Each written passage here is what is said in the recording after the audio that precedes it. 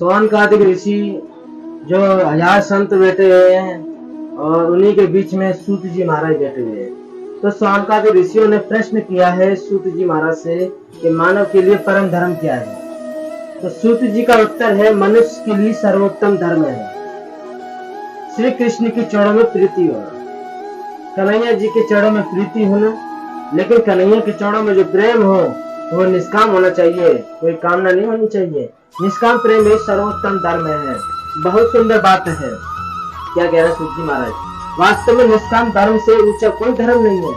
सज्जनों, मंदिर हम इसीलिए नहीं जाए कि बदले में कुछ चाहिए, बल्कि इसीलिए जाए कि मंदिर जाना हमारा धर्म है। भागवत हम इसीलिए न सुने कि हमारी फैक्ट्री चलने लगे, वो तो अपने आप चलेगी। भागवत इसलिए सुने क्योंकि भागवत सुनना हमारा धर्म है, ये जीवन का सार है। और सौनकादिक ऋषियों ने और क्या प्रश्न किया दूसरा, मंदिर में पूजा किसकी करनी चाहिए, श्रेष्ठ देवता कौन है। तो सूत जी महाराज बड़ी सुंदर बात कह रहे हैं, निंदा कभी किसी की मत करो, निष्ठा हमेशा एक में रखो। ये समझने की बात है।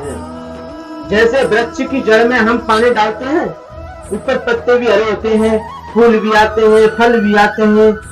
जरा हम लोग गौर से तो देखें, वृक्ष की सैकड़ों डालियां होती हैं, अरवा पत्ते होते हैं, करोड़ों फूल होते हैं, लाखों फल होते हैं, परंतु जड़ तो उसकी एक ही है। जड़ तो एक ही है। जितने देवी जितने देवता हैं, सबका मूल तो केवल मेरा कृष्ण है। मूल तत्व तो श्री कृष्ण है। इसीलिए मन को मेरे गोविंद के चरणों में लगाओ, निंदा किसी को मत करो। कितनी सुंदर बात की है।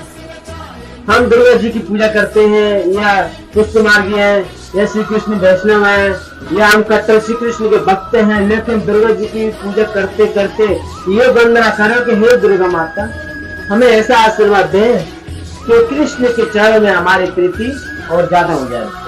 शंकर जी को जल जल चढ़ाए, आराधना करे कि गोविंद के चरणों में और मेरा प्रेम बढ़े। एक साधे सब सदे, सब साधे सब जाए, अनन्या शंकर माया जना परिपासते, तेषा नित्यामृतम भयाम्यम। एक साधे सब सदे, सब साधे सब जाए। अनन्यता से गोविंद का चिंतन करो, जिसकी दृष्टि में एक के अलावा कोई न हो। दृष्टि आपकी ऐसी महान बन जावे, जो आपके सामने आवे उसमें मेरा गोविंद दिखाई दे। भगवान का वर्णन आता है कि माता कात्यायनी का पूजन करने के लिए पराम्बर जी रुक्मिणी जी गए, तो रुक्मिणी की आंखों के सामने मूर्ति थी कात्यायनी की, लेकिन कात्यायनी की मूर्ति में उन्हें दर्शन किसका हो रहा था, द्वारकानाथ का। इसीलिए निष्ठा प्रेम एक में करे, वंदन सबका करे। और तीसरा प्रश्न किया है सौनकादिक ऋषियों ने सूत जी महाराज से कि भागवत का नाम अजन्मा है, तो प्रभु ने जन्म कैसे लिया। बड़ा सुंदर उपदेश किया है सूत जी महाराज ने। सूत जी महाराज कहते हैं, प्रभु का जन्म नहीं होता, प्रभु का तो अवतार होता है। परंतु परमात्मा के तो भिन्न भिन्न अवतार होते हैं। जब जब हो धर्म की हानि, बारे असुर महाअभिमानी, तब तब धरि प्रभु विविध शरीरा, हर सही कृपा निधि सज्जन कीरा। शास्त्र के परिप्रेक्ष्य में देखें तो भगवान के 24 अवतार हैं। उन 24 अवतारों का वर्णन हम चिंतन स्मरण करें। राम कृष्ण देव एक हैं, अंतर नहीं मिले, उनके नयन गंभीर, उनके चपल विशेष। राम के नयनों में गंभीरता है, कृष्ण के नयनों में चपलता है। वस्तु राम कृष्ण दोनों एक तत्व हैं, अंतर नहीं है।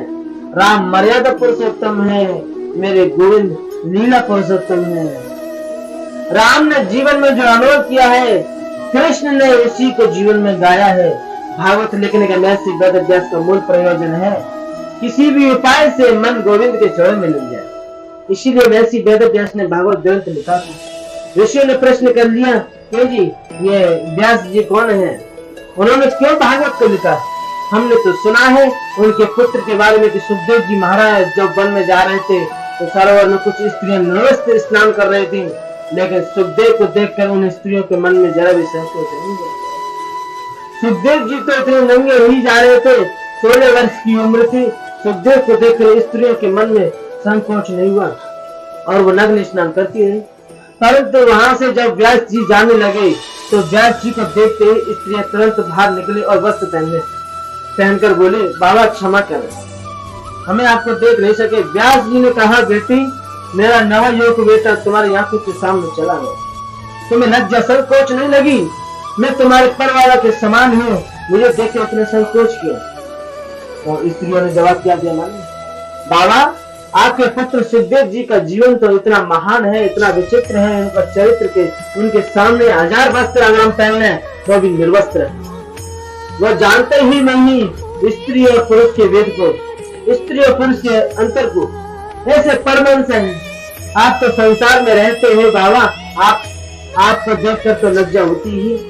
व्यास जी ने सोचा, ऐसा चरित्र मेरे पुत्र का, मैं इसे लौटा कर नहीं ला सकता। ऐसा वीतराग जिसका पुत्र हुआ है उस सुखदेव ने लौटा कर व्यास जी से भागवत कैसे पढ़ी? व्यास ने भागवत को क्यों लिखा? ये किसके पुत्र हैं? सूत जी ने कहा, बहुत सुंदर प्रश्न है। आपका नारायण के पुत्र हैं ब्रह्मा, और ब्रह्मा के पुत्र हैं वशिष्ठ, वशिष्ठ के पुत्र हैं शक्ति, और शक्ति के पुत्र हैं पराशर, और पराशर के पुत्र हैं महर्षि वेदव्यास। बोले महर्षि वेदव्यास की जय हो, श्रीमद् भागवत की जय हो, बोले कृष्ण भगवान की जय हो।